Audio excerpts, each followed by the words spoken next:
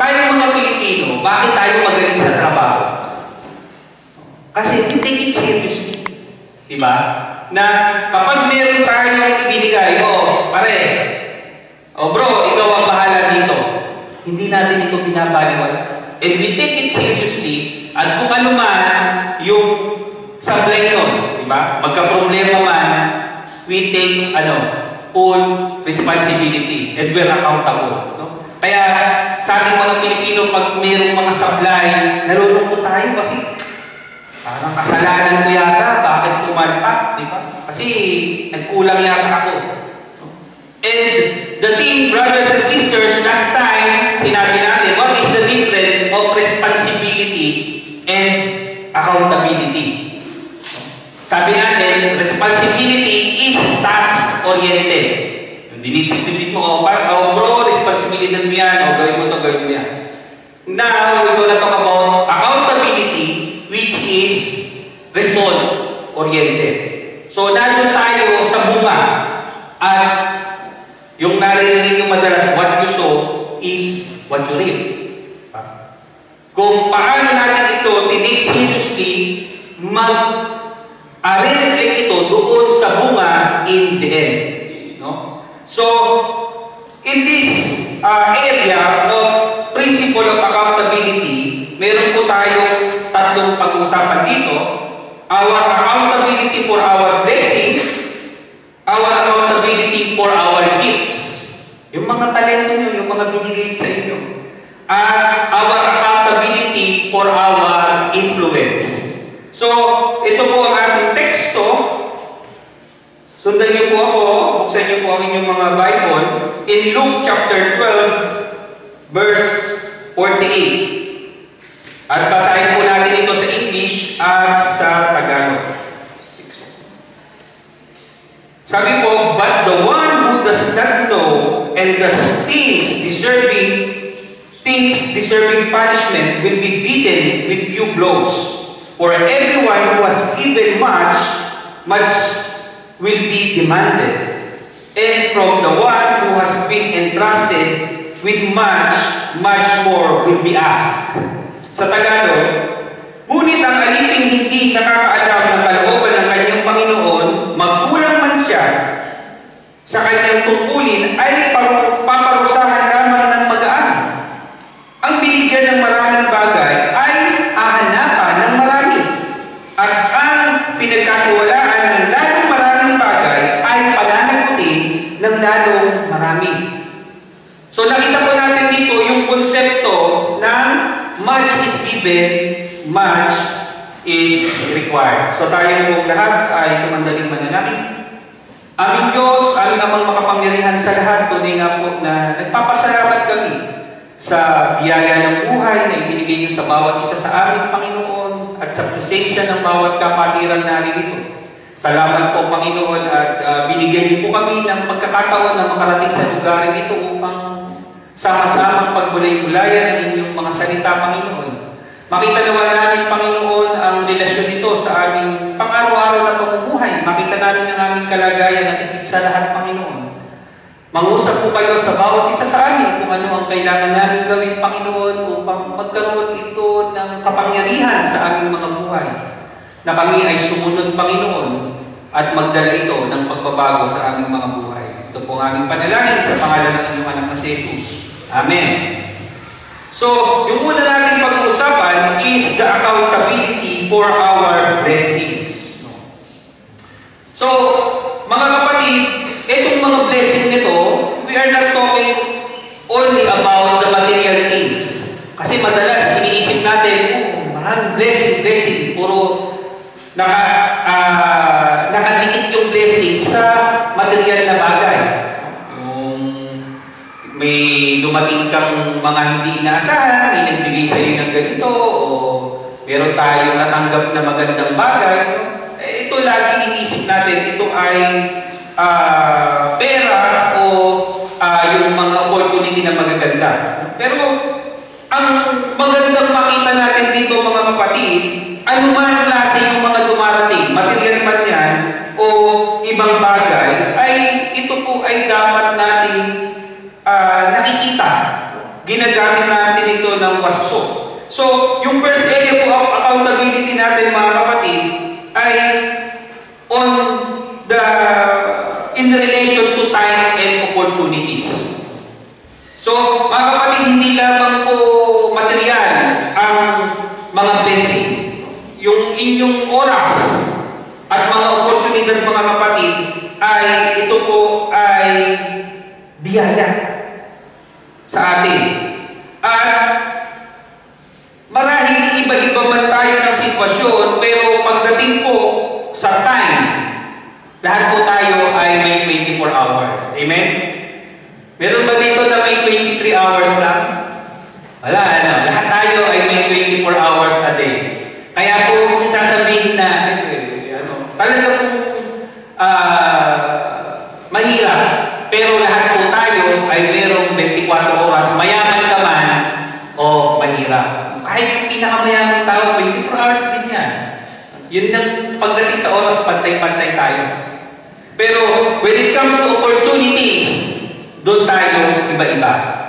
Kasi may iba-ibang dinig ang Diyos sa atin. May iba-iba tayong kalagayan, may iba-iba tayong kakayahan. So, ika nga nila, alam niyo yung kwento, sabi, nak-nak.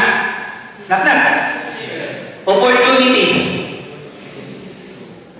No, mali sagot nyo. Ha? Kasi, sabi niya, hindi yung opportunity daw, hindi kumakatok ng 2 beses. Kasi opportunity na once. So mamaya makikita natin yun. So, in the aspect of time, ang sabi po ng Biblia, mga kapatid, and opportunities in Ephesians 5, verses 15 to 16, sabi, kaya mag-ingat kayo kung paano kayo mamuhay. Mamuhay kayo tulad ng matatalino at di tulad ng mga mamang. Gamitin ninyo ng lubusan para sa mabuti ang bawat pagkakataon sapagkat puno ng kasamaan ang kasalukuyang panahon. So, iingat po tayo ng Biblia na gamitin daw ng lubusan para sa mabuti ang bawat pagkakataon. So, huwag pong sasayangin. So, brothers and sisters, time is one of the most precious blessings we have. We are accountable how we spend it. Kaya na pag yung, usong-uso sa Facebook yung alam niyo ba, mahirap kung maging tambay? Alam niyo, matutulog kayo, gigising ka, kain. Napanood niyo ba yun? Nakaka-relate pa kayo doon? Galing yata kay Jose yun eh. Yung sa Itbulaga, ewan si Brother nakita siguro. No? Napakahirap kung maging tambay. Alam niyo, pag may tumahan, sisiraan nyo sila. Tapos, pag tanghalian na matutulog kayo, tapos pag-gising nyo kakain kasi merienda na naman, gano'n. Makikita niyo yung inuubos yung oras. Pero kung tatanungin nyo, gusto ko pong maging tambay habang buhay. Di ba? Pero kanya-kanya kasi tayo ng pananaw. Pero mga kapatid, iba na po ang kalagayan ng bawat isa sa atin. And as Christians, brothers and sisters, we should spend time. Yung spend time na wisely. Sabi nga dun sa binasa natin, mamuhay tayo. Kung paano tayo mamuhay. Sabi doon, gamitin ninyo ng lubusan para sa mabuti ang bawat pagkakataon. So hindi natin dapat sasayangin. So even yung pag-Facebook natin, pag sa social media, talagang nakakahot yan. Isa, hindi ko napansin, naka 20 minutes, 30 minutes na kayo. Tapos meron nga akong nakikita doon sa Facebook, ewan ko kung nakikita yung itik, taga-Bulacan kasi yun eh. Kaya ako napapanood minsan, sabi niya, ayan, nasayang na naman namin yung 6 minutes ng buhay nyo. Kasi 6 minutes yung oras ng laging gano'n yung sinasabi niya. Nasayang na naman namin yung 6 minutes nyo, salamat sa ulitin. Gano'n yung comment lagi ng vlogger. Pero totoo, di ba? Yung 6 minutes na yun, hindi nyo na po maibabalik. Kaya sabi ko, galing nito. Galing nitong nag-vlog na to na every time na nagpapaalam siya, lagi niyang sinasabi yun. Siguro, marahil kaya, kasi nga yung vlog kasi maiksi lang. Kaya siguro, yung tama na yun, nasayang na namin yung 6 minutes yung sapat na yun. Di ba? So, sa atin mga kapatid, kailangan po natin makita kung paano natin gagamitin yung ating oras at yung ating mga opportunities. So another, we are accountable for our relationship. So paano ba tayo? For the last series, sinasabi natin na we are accountable for one another. Na we must build up the body of Christ. Yun po yung ating responsibility. And we are accountable for one another. Kaya nga lagi natin sinasabi, you cannot be a Christian without having a church. Kasi mga kapatid, dito po yung maipapractice kung paano maging Christian. Kailangan po natin na may magpalakasan. Kailangan po natin ng isa't isa to build up one another. So, when it comes to accountability, pumapasok po lahat yan for us to build a good relationship. At bahagi po ito nung ating paglago bilang tao. Diba? Paano mo masasabi na ang tao ay isang mabait na tao, mabuting tao, kung wala siyang kapwa-tao? Diba? So, kailangan natin ng relationship, brothers and sisters. So, in building relationship, we must be generous and compassionate. Yun po yung lagi natin sinasabi. Kung napansin nyo, nung nagsimula yung ating outing noon, lagi natin sinasabi that Christians should be generous. Hindi lang generous to one another, generous to God, but generous siyempre to other people. So, ang sabi nun sa in 1 Timothy 6 verses 17 to 18, sabi dito. So, 1 Timothy, ito po yung sulat ni Apostle Pablo kay Timoteo. So, ano yung bidding ni Apostle Pablo? Kay Timothy, sabi niya, ang mayayaman sa material na bagay ay utusan mong huwag magmataas at huwag umasa sa kayamanan lumilipas. Sa halip, umasa sila sa Diyos na masaganang nagbibigay ng lahat ng mga bagay para sa ating kasiyahan. Utusan mo silang gumawa ng mabuti at magpakayaman sa mabubuting gawa, maging bukas palad at matulungin sa kapwa.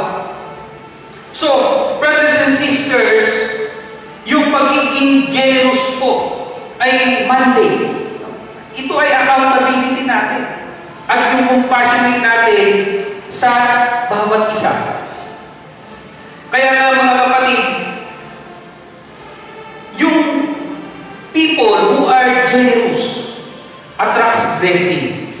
Niniwala kayo doon? No? Amen. Kasi mga kapatid, baka kaya tayo hindi pinagpapala kasi hindi tayo generous. Naalala niyo yung time na sinabi natin na for us to have surplus. Diba? Sinasabi ko sa inyo lagi, meron na tayong kasapatan eh. Pero kung tayo ay ganun. Ano yung ganun? No? Alam ko maraming mga ay dito, pero bakit pa kasi kayo na-identify ng mga ganun? No? Diba? Bata pa lang ako sa school, yung mga Ilocano talagang matitipid. Bakit? May mga Tagalog din naman matipid. Ang dami, lahat ng lahi, lahat ng may makunat eh. Talagang Pero iba yung tipid daw. Siguro, dahil lang siguro yung nakalakihan sa hirap, no? Masilop sa pera, in a good way naman ito. In a good way. Kasi nga, masilop. Diba? Sabi, tapos yung sa social media, may batang umiyak. Sabi niya, umiyak, sabi niya, bakit? Kasi mahirap lang tayo eh. Mahirap lang tayo. Tapos sabi ko sa nanay, alam mo ba kung bakit tayo mahirap? Kasi hindi ka nag-iipon. Ganda. So, in a way, maganda yung nakikita natin yung gano'n, no? Pero mga kapatid, when we talk about generosity, minsan kasi sa ibang tao, kaya sinasabi ko, dapat ang mga Christians should be generous and compassionate. So, maging goal niyan, pag Christian ka, dapat garante. Sabihin mo sa katabi mo, dapat garante ka. Christian mo niya, ayaw tumingin ni Jesus. Pag Kristiyano ka, dapat galangin ka. Kasi, brothers and sisters, no? Generosity attracts blessing. Minsan, baka hindi tayo pinagpapala kasi hindi tayo nagiging pagpapala. Madalas nyo narinig sa mga preaching, kaya kami nagpapala ng Diyos for you to be a blessing. Amen? Diba? Sa kakukuha ng pagpapala kung hindi ka pinagpapala. Mahirap magpala ng ibang tao kung ikaw mismo hindi nakakaranas ng pagpapala. Eh baka naman kaya hindi ka pinagpapala ng Diyos, eh kasi ayaw mo mauna. Kasi mga kapatid, kailangan mo natin mauna.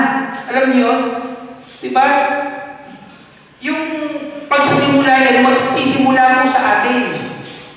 At kung yung naging naturalesa na natin, mga kapatid, magaang na. Ako, wala po akong nakita. Ito, isang testimony na nakita ko sa buhay ng auntie ko. Siya po ay retired Japanese. Siya po ay matandang dalaga. At nung kami ay, lahat po kami graduate ng high school, lahat ng pamangkin, tinatanong niya, anong gusto mo? Anong gusto mong regalo sa graduation? Di lahat ng mga pamangkin, yung time na malakas yung kahit siya, nag-ano siya, nag-i-abo, lahat ng mga business, Natasha, lahat ng mga selling niya, hindi pa uso ang online nun, pinasok niya lahat yun. So, nag-i-ibon siya, nag-ano na, kumikita, sabihin natin kumikita, kaya kaya niyang magregalo. Pero mga kapatid, sa buhay ng auntie ko na yun, nakita ko, yung pagiging generous niya. Ngayon, siyempre, retired na, umaasa na lang ng konti sa yung natatanggap niya. Pero nakita ko yung mga pininsan ko. At ako mismo, nakita ko kung paano yung amor. Meron tayong certain amor eh. Alam ko, meron din kayong mga paboritong mga tiyahin dito na naging mabuti sa inyo. At dahil yung sa kanilang generosity, hindi nyo sila makakalimutan na anuman ang mangyari dyan, kahit sabihin na siya matandang dalaga, mag-uunahan ng mga pamangkin, kung ano man ang pangangailangan niya, ibibigay. At ako, ganun yung nakita ko. Sa mga tao talaga na naging generous ilan yung pamangkin na mga pinsan ko na pinag-aral niya. Imagine yung pang matandang dalaga ang nagpapaaral. Tuting na mayroong mas capable na mga kapatid na mas kayang magpaaral siya. Kasi ba't ba ganyan yung kultura natin? Ano? Kasi wala namang anak yan, matandang dalaga. No? Ganun. Napaka-ano natin mga Pilipino. No? Kasi siya na lang yung magpaaral niya kasi wala naman siyang anak. Kaya ko, anak ako. Parang masyado tayo tapos pagdating ng araw ay sino mag-aalaga na wala na siyang anak? Diba? Sino mag-aaruga dyan? Wala siyang bahay, wala siyang ano, kasi yung kanyang youth ay binuhos niya sa pagbibigay. Pero mga kapatid, tulad ng sinabi ko, hanggang ngayon, no, hindi niyo siya nakikitaan ng nalulungkot, hindi niyo sila nakikitaan na minsan hindi nagreklamo sa buhay siya ay laging masaya. Nasa kanya ang Panginoon at alam niya na hindi siya pababayaan. At alam ko na kami mga tinulungan niya, kami mga pamangkin niya, hindi namin siya pababayaan. So, generosity attracts blessing, brothers and sisters. So another, we are all accountable for our gifts. Yung mga binigay sa atin, mga kapatid. So, to wrap up yung relationship and generosity, ang sabi, we all have 24 hours, mayaman man o tayo o mahirap. We may have different opportunities, but we must grab every opportunity to serve, worship, to do good, and to enjoy. So, yung enjoyment, brothers and sisters, i-take natin, no? I-take natin yung opportunity. Kasi, pahirap mo ng pahirap ang buhay. Hindi lahat ng pagkakataon ay pagkaya natin magbakasyon. Pagkaya nyo mag-shopping kayo. Sige. Dahil darating ang panahon, mga kapatid, hindi po natin natin na gustuin man natin, hindi na natin magagawa yan. Dahil pahirap po ng pahirap ang kalagayan natin. Hindi natin sinasabi ito for us to be down. Sinasabi natin ito for us to be prepared. Because we are accountable. Amen? So, yung pangalawa natin, yung gifts. So, we have all gifts. Kahit sino pa yan mga kapatid, lahat po tayo ay may talento na ibinigay sa atin. We have specific abilities. So, sabi po, these gifts are not our own. Kaya nga gano'n. Binigay po sa atin ito.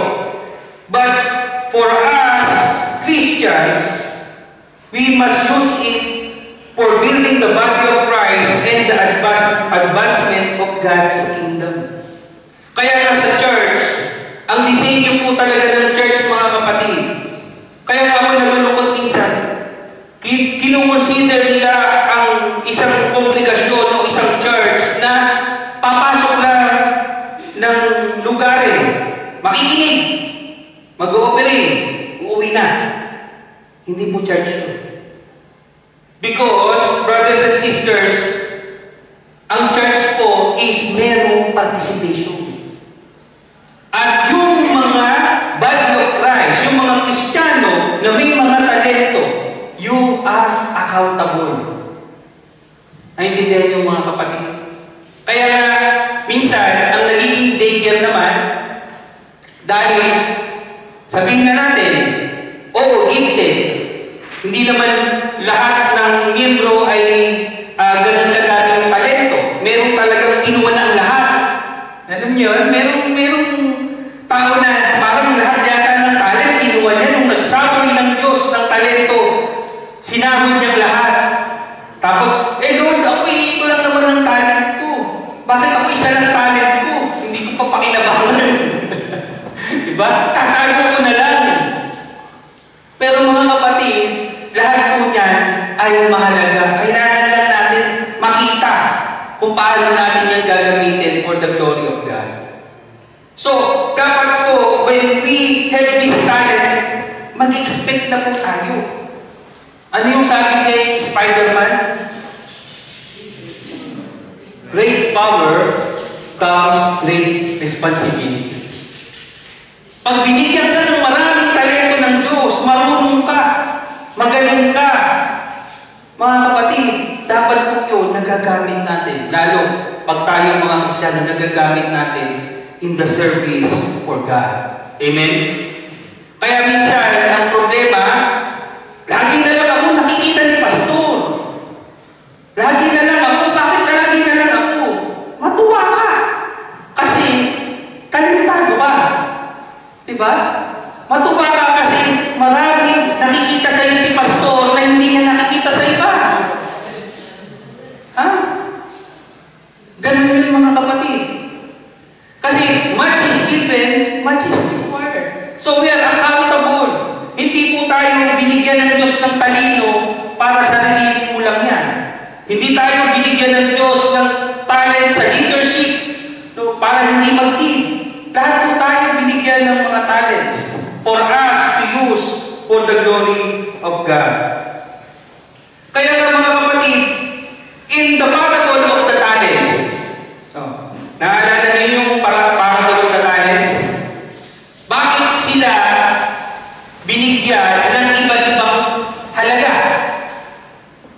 Bakit sila hindi pare-pareho? Sige, isipin niyo, bakit hindi pare-pareho 5,000?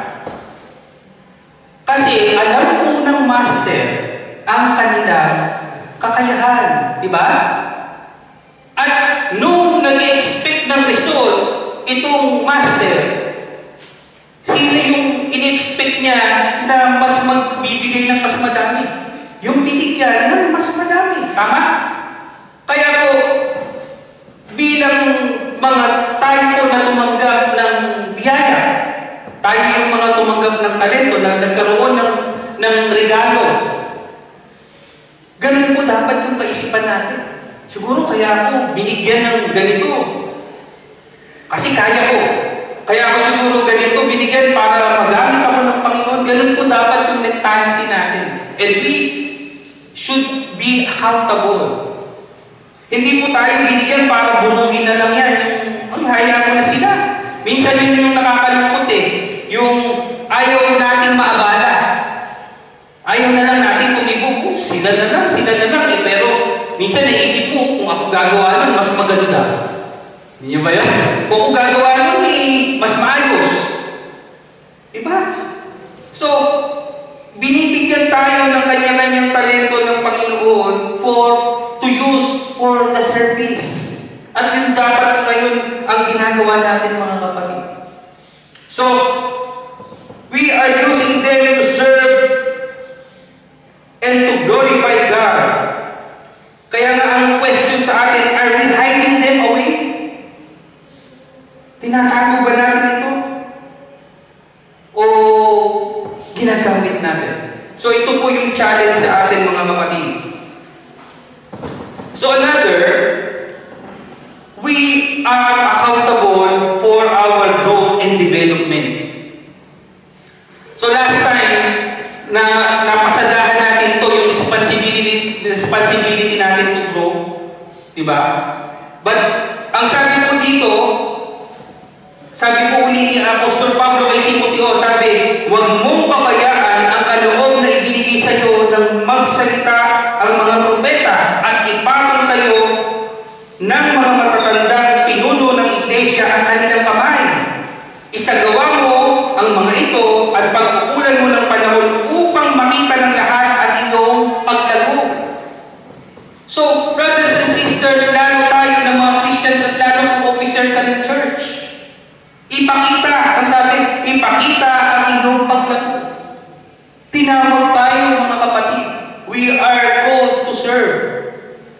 At tayo, we are accountable for our growth.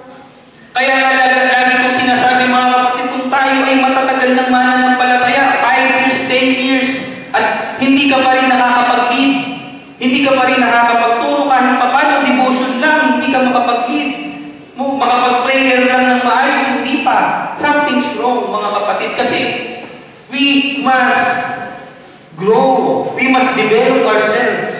Accountable tayo dyan, mga kapatid. At hindi nyo rin pwedeng sisihin si pastor. Si pastor kasi hindi nagtuturo. Mag-aharapan tayo kahit sa korte. Kung hindi nagtuturo si pastor. Alam niyo naman yan ang advocacy natin, simula ako ay naging pastor nyo, na isasama ko kayo sa dahil nga habang nagsiseminary tayo, ini-impart ko din sa inyo yung mga natutunan mo. Kaya, meron po tayong responsibilidad. So, ang responsibility natin is to participate. So, calling the Thursday group. Kailangan natin umatin. Dahil, accountable kayo doon, mga kapatid. Hindi ko naman sinasabing, pastor, may check of attendance ba? Kailangan ba? Tuwing Webis, makaka-attend ako. Ang gusto ko nga lang sa'yo, once a month naman lang, makapag-check lang kayo ng attendance. Present. Pastor, present. Once a month. Kasi yung iba talagang strict Strict no show. Huwag naman gano'n. Accountable tayo doon, mga kapatid. So, nagtatawa naman si kayo is guilty. Guilty. Pero hindi ako nanunumbat, ha? Accountable lang kayo. Accountable lang kayo. So, hindi kayo accountable sa akin, ha? Accountable kayo kay Lord. Kasi sabi, accountable tayo sa mga binibigay. Pwede pala kayong magturo doon, may mai-share kayo based on your experience. Tapos hindi kayo narinig ng ibang kapatiran. Baka nakapagbigay kayo ng magandang encouragement, di ba? So, accountable tayo mga kapatid. So another, we are accountable for a purposeful living. So, kailangan mga kapatid may purpose. Accountable tayo mga kapatid to know our purpose. Kaya nga minsan, alam nyo, yung social media, hindi naman lahat makakapit maganda yan, mamimili lang kayo talaga. Pipiliin nyo lang yung ipapasok nyo sa inyong mga tenga, i-absorb nyo. Pero maraming mga inspirational kayong mapupulot din.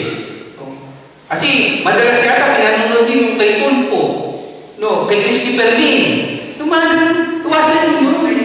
No. Kaya kayong mapapala, yung mga may maitutulong sa inyo, yung mga panunuorin nyo minsan. Ma-encourage kayo.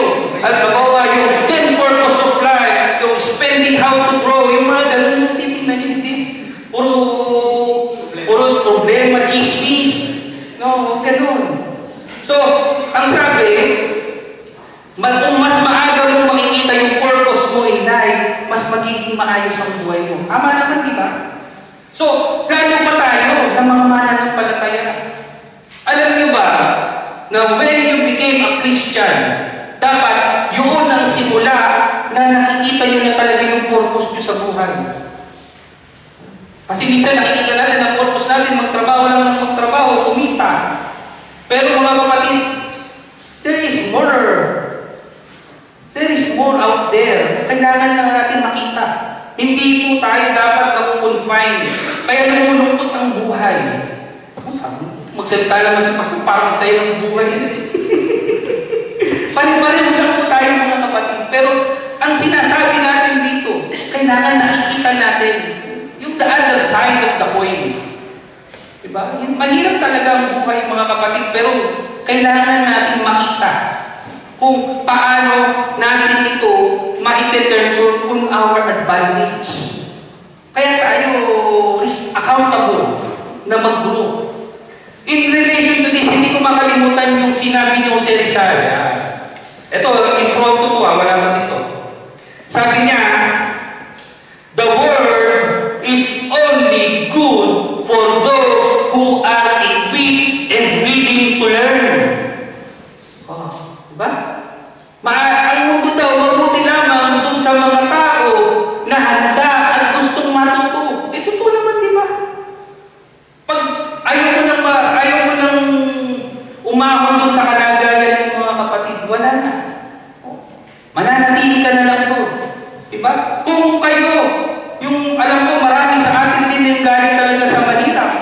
Kung tayo hindi nangarap, wala din tayo dito, di ba? Kung hindi nangarap yung mga magulang natin para sa atin na maging maayos yung buhay natin, hindi sila magpupursige na iangat yung kalagayan natin, di ba? Ng buhay. Kaya nga, anong ginagawa natin? We must equip ourselves, embrace, enjoy, para maging maayos yung ating buhay. So another, we must be accountable for our influence. Influence. So, dito po papasok yung ating pagiging witness. Alam niyo mga kapatid, when you accept Christ as your Lord and Savior, you are a minister. Hindi nangangahulugan na pastor na pala. Hindi ganun. Hindi yung sense na yun. Yung ikaw, bilang Diyos, tinanggap mo ang ating Diyos, ang si Jesus bilang Diyos at tagapagligtas, you are also, dahil yun ay regalo na tinanggap natin mga kapatid, we are accountable to share the good news. Yun po yun. So, we must minister. So, we must be a good witness. Madalas natin narinig yan. Na tayo bilang mga mananampalataya, maging mabuting patutuo tayo. In Acts 1 verse 8, tinawag po ng ating Panginoong Jesus ang kanyang mga alagad to witness. At maging tayo ngayon mga kapatid, we must be an encourager. Ma-encourage sa atin, hindi yung mainis. Kailangan matuwa, ma-encourage, hindi matiso. So yun po ay accountable tayo mga kapatid. Kaya nga lagi po natin titingnan ang ating mga kilos, ang ating mga pamumuhay, lalo na kapag tayo nag-church. Kaya nga sabi ko sa inyo, mahirap maging mananampalataya. You are a walking testimony. Ang hirap. Kasi konting mali, konting yan ba? Yan ba yung sumasamba? Yan ba yung nagsisimba linggo-linggo? Yan ba yung the Lord, hallelujah, amen. Hindi makita sa buhay. So, ganun kasi mga kapatid. Ito po ay bahagi ng krus na sinasabi ng ating Panginoon na kailangan natin pasanin kung gusto natin sumunod sa Kanya. So, kailangan natin maging encouragement sa ibang tao, mga kapatid. We must be an example. Ang sabi din ni Apostol Pablo kay Timothy doon sa sa chapter 4, verse 12, sabi niya, be an example for believers in speech, in conduct, in love, in faith, and in purity. Napakahirap, ang taas. Ang taas ng standard. Kaya, ang magiging Kristiyano ko ay, kumbaga sa pag Christian ka, pinukonsider ka parang best of the best. Kasi ang taas talaga ng standard. Kaya lang ngayon, sad to say, dahil nga sa mediocrity at yung lumalabas ngayon na sugarcoating, isipidisip, no, pinadadali ang pagiging mananampalataya, nagkaroon tuloy na totoong mananampalataya, totoong Christian. Actually, pag Christian na yun eh. Kaya lang ngayon, kailangan pang sabihin totoong Christian. Kasi may mga nagpapanggap na Kristiyano. Sa naintindihan niyo mga kapatid. So, setting the high standard. Kaya nung dumating ang ating Panginoong Jesucristo mga kapatid, He set the standard. Kaya nga Christian, Christ-like, imitate Jesus. So, the standard must be high. Hindi po pwede na may tamita. Kaya mahirap po talaga. We must have a choice. We are accountable. So, we are also accountable for one another. Kaya mga kapatid, minsan sinasabi ko sa inyo, kanina nagsabi ako sa inyo, tulungan niyo po ako. Hindi po nagagawa na ni Pastor yung tumawag dati, nagagawa ko yun, nakakapag-text ako pag absent kayo ng Sunday. Yung iba sa inyo, nate-text ko, natatawagan ko kayo, kamusta na kayo, bakit kayo wala? Nagagawa ko po yun dati dahil na may time. And that is one of my responsibility as a pastor. Nakamustahin kayo pag wala kayo. But brothers and sisters, hindi lamang po si Pastor ang pwedeng gumawa nun. We are accountable to encourage with one another. Hindi lang po si Pastor dapat ang may number ng bawat isa sa atin. Lagi kong sinasabi, kayo ba ay may number ng bawat isang narito? Na pag wala sila, anytime pwede nyo silang matawagan o kayo umaasa na lang sa group chat, sa messenger, kasi automatic na makupunta. Paano kung walang internet? Telephone number lang. May number ba kayo? Pastor, pahingi naman ng number ni ganito. Hindi pwede si Pastor lang ang kumpletong number. Lahat tayo, kumpletong number. Diba? Kasi nga, in times of crisis, brothers and sisters, in times of encouragement, tulungan po tayo. Hindi po trabaho lang ng Pastor yung mag-build, mag-encourage, lahat po tayo. Kailangan po natin ang bawat isa. We are building up, not tearing down. Saan po ba tayo doon mga kapatid? Are we encouraging or discouraging? Our influence should always reflect the love and truth of Christ.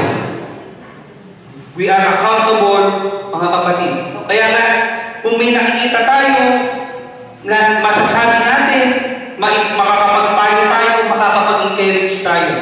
Dahil ang motivation natin, mga kapatid, is love and truth. Ba? Love and truth. So, as we wrap up this message, as we reflect on the principle of accountability, we must remember that accountability is not about fear or punishment. Hindi natin sinasabing accountable tayo dahil tayo ay natatakot sa But we are accountable because we are faithful steward. Amen? Wala na. Kaya nga mga kapatid, kung maaalala nyo, when we start this series, ang sabi ko, I'm not teaching you giving. I'm teaching you stewardship. Kasi pag nakita po natin yung prinsipyo nitong stewardship, mga kapatid, wala na po tayong pag-usap. Package din na lahat ito. Diba? Wala nang malilate, wala nang magpuntaman, lahat.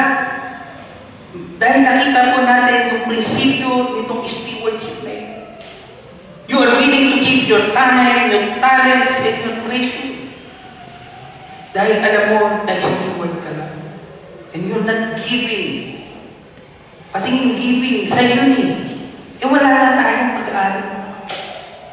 Kung makikita natin ito as faithful steward, wala na po tayong pag-usapan. So, God has entrusted us, each of us, with the blessings, gifts, and influence. He expects us to use them wisely for His glory and the good of others. For our blessings, let us practice gratitude and generosity.